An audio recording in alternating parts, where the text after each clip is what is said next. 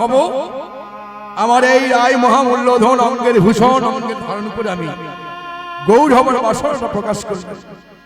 রায় একটা অনুরোধ তোমাকে করব, নীল নাভ পিতন্নিত বলোচন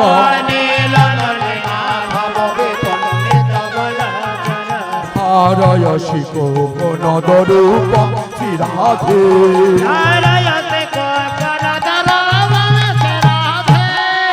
নয়ন রাঙা হলো নীলের আভা ছিল কেন নয়ন রাঙা হলো বলো বলো তুমি বলো নীলের আভা ছিল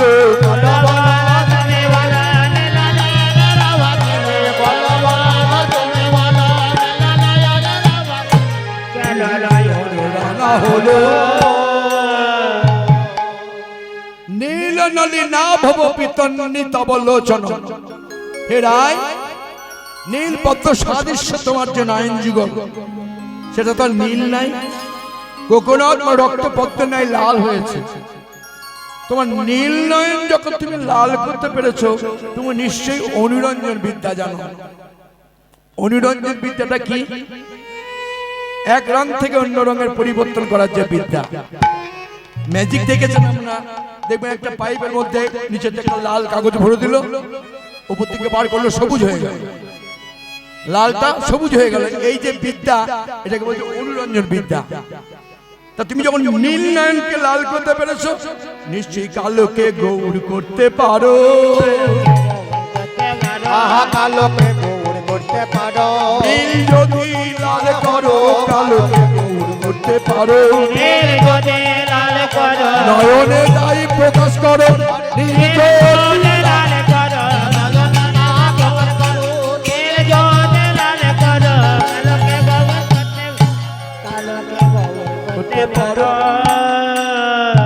তুমি যখন নীল নয়ন লাল করতে পেরেছো, তখন কৃষ্ণ মৃদমে তদনুরূপম শ্রীরাধে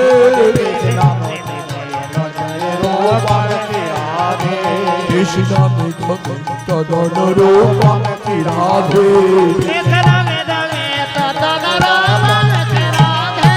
আমায় গৌর নাও করে, আমায় গৌর নাও করে অনুরঞ্জন বিদ্যা জোরে আমায় গৌর নাও করে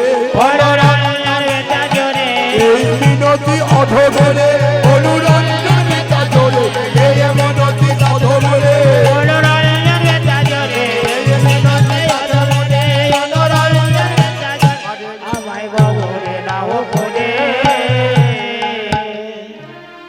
তুমি যখন নীল নয়নকে লাল করতে পেরেছো, তখন আমার এই কালো অঙ্গটাকে তুমি গৌরবরণ করে নাও।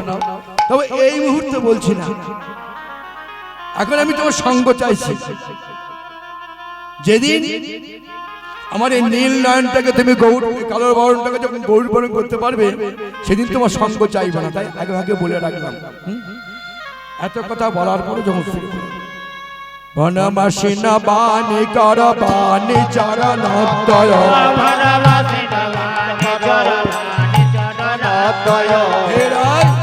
বনমাসিনা বাণী কর বাণী চরণোদয় সরস রস কলক্তক চিরাগম। আমার বহুদিনের একটা ইচ্ছা, বলবো বহুদিনের একটা ইচ্ছা, বলবো রাই তোমার শ্রীচরণে নিজে হাতে আলতা পরিয়ে, নিজের হাতে আলতা, শুধু আলতা পরিয়ে দিয়ে একবার তুমি আদেশ করো, একবার আদেশ করো মোরে, একবার আদেশ করো মোরে, যাব পড়াই নিজ করে, একবার আদেশ করো মোরে, যাব পড়াই নিজ করে, তব পদের ধারে ধারে যাব পড়াই নিজ করে, তব পদের ধারে ধারে যাব পড়াই নিজ করে, একবার আদেশ করো মোরে। চারিধারে আলতা পরিয়ে দিই নিজে হাতে, শুধু আলতা পরিয়ে দিই তা নয়, দিদি নাম লিখে দিয়ে, দিদি নাম লিখে দিয়ে, ধারে ধারে দিদি নাম লিখে দিয়ে, ধারে ধারে আমার এই কালো নামটা লিখিয়েছি কেন জানো? আমার এমন কোনো ভজন নেই, সাধন নেই যে তোমার হৃদয়ে আমি চিরদিন অঙ্কিত হয়ে থাকবো। তুমি যখন ঘরে ফিরে যাবে চরণ পানে চাইলে আমার কথা মনে পড়বে, আমার কথা মনে পড়বে। তাই একবার তুমি আদেশ করো, যখন রাধারানী তোমার শ্রীচরণ আমি কিসে করবো স্থলপদ্ম,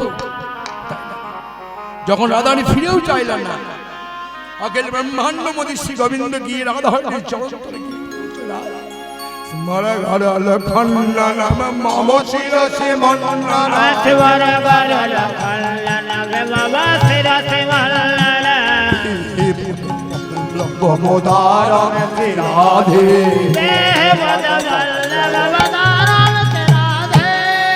রাধে পদতল রাধে পদতল মুর্শিদে সাজবে ভালো দাও রাধে পদতল মুর্শিদে ভালো দাও রাধে পদতল মুর্শিদে সাজবে ভালো কেটে যাবে মনের কালো মুর্শিদে সাজবে ভালো কেটে যাবে মনের কালো মুর্শিদে সাজবে ভালো কেটে যাবে মনের কালো দাও রাধে পদতল স্মরে গরল খণ্ডনম মম শিরসি মন্ডনম। স্মর মানে হচ্ছে মদন কাম, আর গরল মানে হচ্ছে বিষ। রায় কাম বিষে আমার বিষয় মানে দেহটি জ্বলে পড়ে যাচ্ছে, তা দয়া করে দেহি পদপল্লব মোদারম, তোমার এই চরণ যুগল আমার শিরে দাও, দিলে পরে আমার এই জ্বালাটা দূরীভূত হবে। সামান্য একজন গোয়ালিনীর প্রেমে পড়ে আজ অখিল ব্রহ্মাণ্ডমোদী শ্রী গোবিন্দ ভক্তের চরণ মাথা তুলবার জন্য পদটি সবই লিখছেন কে? বীরভূম কবি জয়দেব গোস্বামী। স্মরে গরল খণ্ডনম মম শিরসি মন্ডনম, এই পর্যন্ত লিখে ফেলেছেন। দেহি পদপল্লব মোদারম, এই কথাটা মনে মনে চিন্তা করে যেমন লিখতে যাচ্ছেন, লিখিতে না পারে লিখিতে না পারে জয়দেব নিজ করে লিখিতে না পারে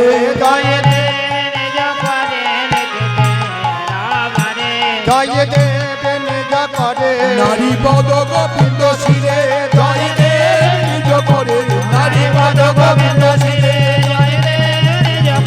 নারী পদ গোবিন্দ শিরে আজ লিখিতে না পারে। মনে চিন্তা করছেন এই কথা যদি আমি গ্রন্থে লিখি, এই জগতের মানুষ আমায় বলবে হে জয়দেব তুমি মূর্খ কবি। সামান্য প্রেমের দায়ে অখিল ব্রহ্মাণ্ডমোদী শ্রী গোবিন্দ তার পদমস্তকে তুমি মূর্খ না, এই কথা আমি লিখতে পারবো না। আবার চিন্তা করছেন ওই একই কথা বারে বারে আসছে, সকাল থেকে ওই একই চিন্তা বারে বারে আসায় না, অনেকটা বেলা হয়ে গেছে, এবার আর হবে না। গ্রন্থকারে গ্রন্থকণিকে রেখে সহধর্মিনী পদ্মাবতীর কাছে বলছে, পদ্মা ও পদ্মা কি হলো গোসাই? আমি এখন গঙ্গা স্নানে চলিলাম, তুমি আমার রাধা মাধবের ভোগ প্রস্তুতি করো। প্রস্তুত কর আমি গঙ্গা স্নান করে এসে রাধা মাধবকে ভোগ নিবেদন করে প্রসাদ ভোজন করে আবার গ্রন্থ লিখিব, আবার গ্রন্থ লিখিব। জয়দেব চলেছেন গঙ্গা স্নানে। এবার জয়দেবের ঘরে রাধা মাধবের বিগ্রহ আছে, সেবা আছে। যেমন জয়দেব চলে গেলেন, রাধা মাধব মনে মনে চিন্তা করছেন, জয়দেব তুমি আমার রাধারানীকে এত সামান্য নায়িকা জ্ঞান করলে, রাধারানী যে কে আমি নিজেই জানি না, তুমি তো জি তুমি আর কি করে বুঝবে?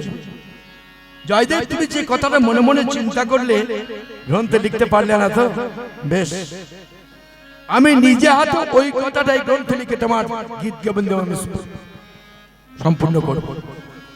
এইবার জয়দেব রাধা মাধব কি করলেন? জয়দেবের মূর্তি ধারণ করলেন, ফিরে এসে বললেন, পদ্মা পদ্মা কি হলো গোসাই? আমার গঙ্গা স্নানে যাওয়া হলো না, আমার শ্লোক মনে পড়েছে, শীঘ্রই আমার গ্রন্থ এনে দাও, আমি গ্রন্থ লিখিব।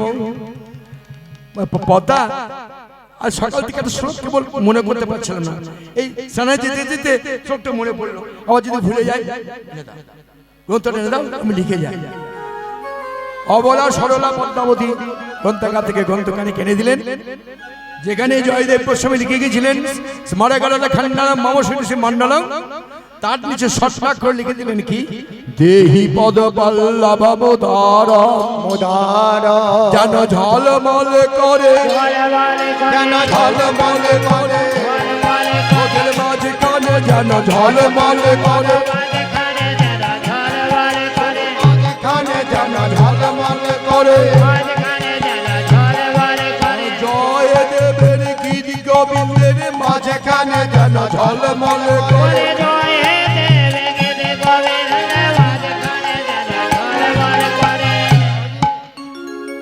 এইবার গ্রন্থকারীকে রেখে দিয়ে বলছে, জয়দেব এই পদ্মা আজ তো অনেকটা বেলা হয়েছে, গঙ্গা স্নানে যাওয়া হলো, আমার বড় ক্ষুধা হয়েছে, যে আমাকে সেগুলো খেতে দাও। সে কি করছে, গঙ্গা স্নান হয়নি, ঘরে রাধা মাধব উপমাসী, আর আপনি ভোগ নিবেদন না করি প্রসাদ। পদ্মা বড্ড ক্ষুধা হয়েছে। আচ্ছা পদ্মা, তুমি মনে করো না, একটা দিনের জন্য মনে করো আমি তোমার সে রাধা মাধব, কি করবো আচর বাংলা। তাই পদ্মাবতী ভোগের থালি সাজিয়ে, কিছু বলছিলেন? খানিকটা দেরি আছে, খানিক দেরি আছে, দাঁড়ান দাঁড়ান। কিছু ভোগের থালি সাজিয়ে রাধা মাধবের মন্দিরে প্রবেশ করে বলছেন, এ রাধা মাধব,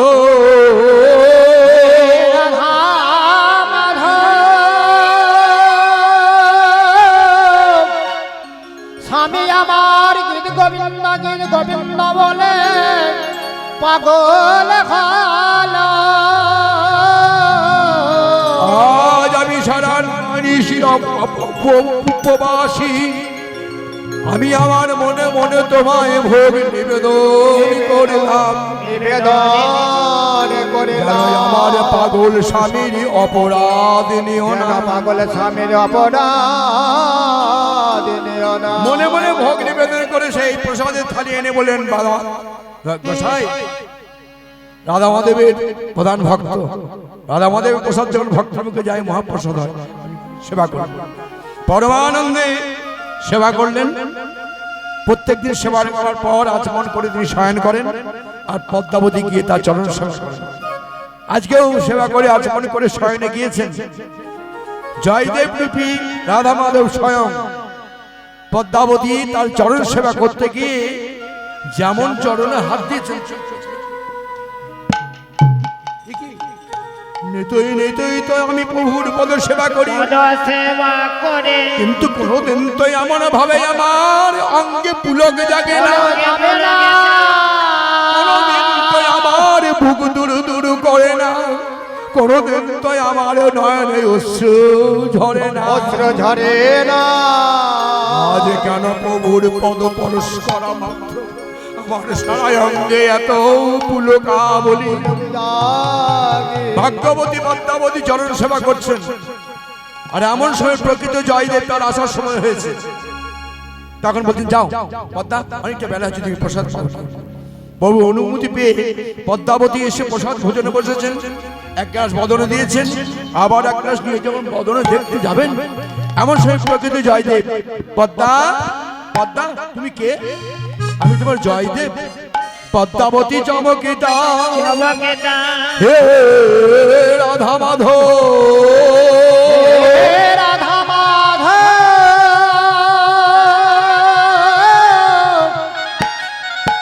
আজ আমার ঘরে মতি মায়ের পতি, বল বল আমার কি হবে গতি। রাধা মাধব ঘরে পতি আমার মায়ের ডাকে, আমার ঘরে মতে মায়ের মতে,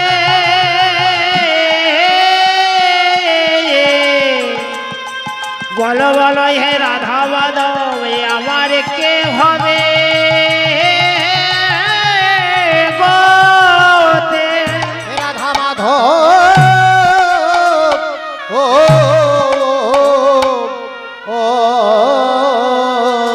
জয়দেব দরজা খুলি একই একই পদ্মা তুমি নিতই দাও না কি তোয়ে দাও না কে তুমি নিতই দাও না কে দাও না কে এইভাবে ভোগ তুমি নিতই দাও না কি ভাবে মগে বলি তোমার উচ্ছিষ্ট এইভাবে ভোগ তুমি বলে এইভাবে ভোগ তুমি বলে এইভাবে ভোগ তুমি বলে এইভাবে ভোগ তুমি বলে নিতই দাও না কে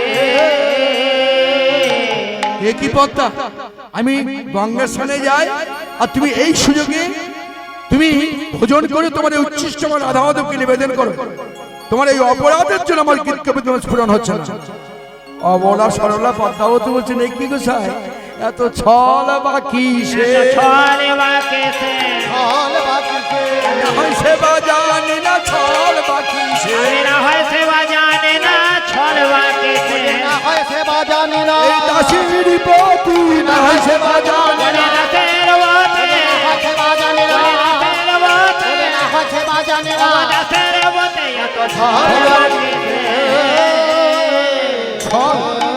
কেন গঙ্গা স্নান করতে গিয়ে ফিরে এসে বলেন আমার সাথে শ্লোকটা মনে পড়েছে গ্রন্থনে দাও গ্রন্থনে দিলাম লিখলেন তারপরে বলেন বড় ক্ষুধা হয়েছে আমি মনে মনে ভোগ নিবেদন করে দিলাম প্রসাদ ভোজন করলেন শয়ন করলেন আমি চরণ সেবা করলাম কি তুমি মিথ্যা বলছো তোমার পদ্মা মিথ্যা বলতে জানে না গোসাই শয়ন কক্ষের দিকে আবার তাকাচ্ছেন একবার পদ্মাবতীর দিকে তাকাচ্ছেন যেমন শয়ন কক্ষে চাদর কোন মানুষ শয়ন করে যেমন আলু থালু থাকে যে দেখলেন তাই ক্ষীণ সন্দেহ পদ্মা দেখি দেখি দেখি সে গ্রন্থটা হাত ধুয়ে পদ্মাবতী যেমন গ্রন্থ টেনে দিলেন যেখানে লেখা ছিল স্মরণকালে লেখার নাম মমশিমশি মণ্ডল দেখছে বাঁকা হাতে লেখা আছে দেহি পদ পল্লব মোদার যেন ঝলমল করে ঝলমল করে ঝলমল করে পুঁথির মাঝখানে যেন ঝলমল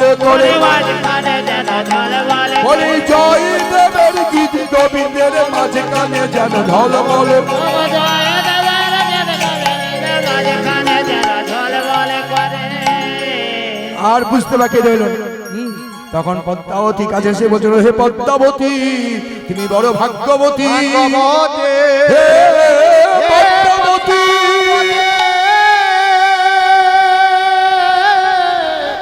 তুমি বড় ভাগ্যবতী তোমায় দর্শন করলে আমার হরি দর্শন হবে ধরাও ধরাও তুমি আমার সম্মুখে দাঁড়াও মুখে দাঁড়া বলে পদ্মাবতীর পদে পড়িল পদে পড়িল করেছ বলে পদ্মাবতীর পদে পড়িল হরি সেবা করেছ বলে তুমি তোমার ভাগ্যবতী হয়ে সেবা করেছ বলে ভাগ্যবতী মনে ইতি চটল চাট পুট চার মুর ভৈরি না রাধিকা মধিবচন জাত জয়তী পদ্মাবতী রমণ জয় দেব কবি ভারতী বনিত মতি সাত এই বলে যখন গোবিন্দ গিয়েছে রায় স্মরে গেলে খান্না নাম মাম শীর্ষি মন্ডনা দেহি পদ পল্লব মুদারাম বলে যেমন পায়ে ধরেছে ততও ধনী ছিলেন তবুও ধনী ফিরে যাইলেন না রায়ের এই অনাদর থেকে রায়কে অনাদর হেই রসিক বড়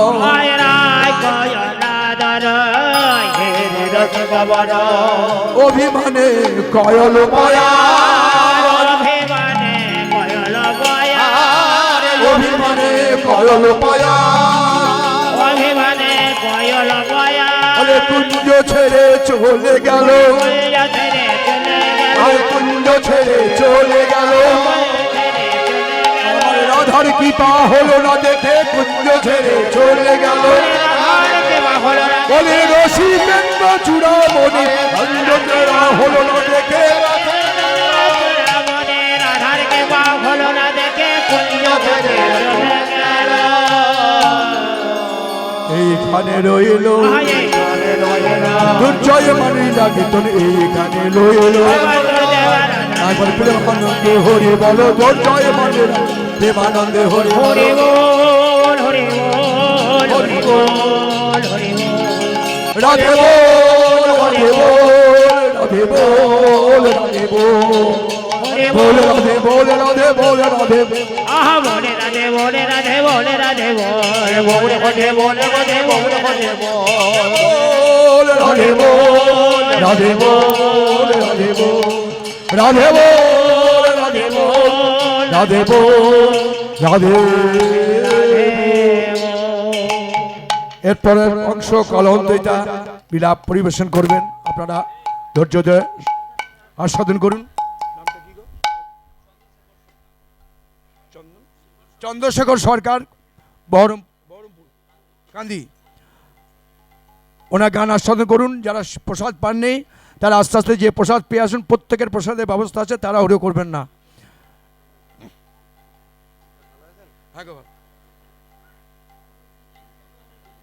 আমাদের সঙ্গে প্রসাদ